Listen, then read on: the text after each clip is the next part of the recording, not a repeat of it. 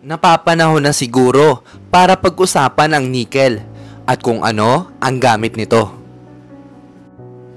Bukod sa paggamit nito sa pera, marami pa itong ibang pakinabang sa lingid sa ating kaalaman.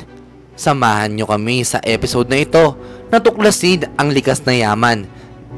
Unang nadiskubre ang nickel noong 1751 ng Swedish metallurgist na si Axel Fredrik Cronstedt. Nanggaling ang nickel sa salitang copper-nickel na kung tawagin ay Devil's Copper. Ito ay unang natagpuan sa Los Hälsingland sa Sweden.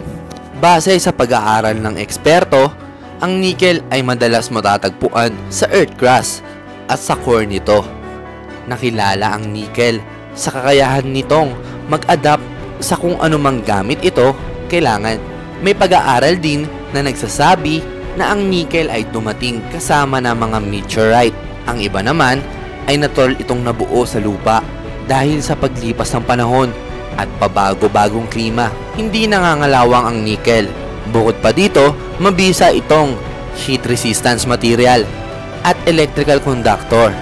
Kaya madalas ginagamit ito sa gamit pang araw-araw tulad ng cellphone, car battery, airplane parts at kahit na space rocket engine. Ang Pilipinas ay hindi nagpahuli sa pagkakaroon ng mineral na ito at isa ang Nickel Asia Corporation sa naglilinang ng yaman na ito. Ang NAC ang siyang nagmimina ng saprolite o high-grade nickel at limonite o low-grade nickel sa iba't ibang parte ng Pilipinas. Kabilang na dito ang mga nabisita ng Bolen Life sa Rio Tuba, Palawan, Taganito sa Surigao del Norte at Hinatuan, Giwan, Eastern Samar. Isa ang NAC sa pinakamalaking exporter ng nickel dito sa Pilipinas.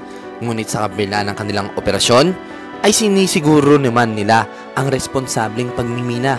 Ang mga naminang site ay muli nilang nire-rehabilitate at ginagawang agriculture site. Isa nga sa nakita namin nung bumisita kami.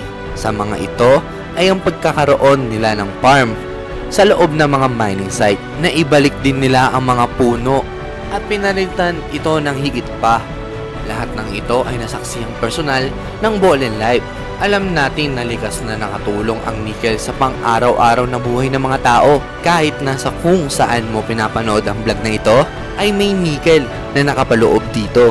Pero sana mabuksan ang isipan ng karamihan na walang ibang paraan para malinang ito kung hindi ang minahin ito. Pero wag sana din nating kalimutan na responsableng pagmimina lang ang dapat nating suportahan. Kung hindi, ay wag na lang. Ito po ang Bolen Life. Magkita-kita po tayo sa susunod na episode.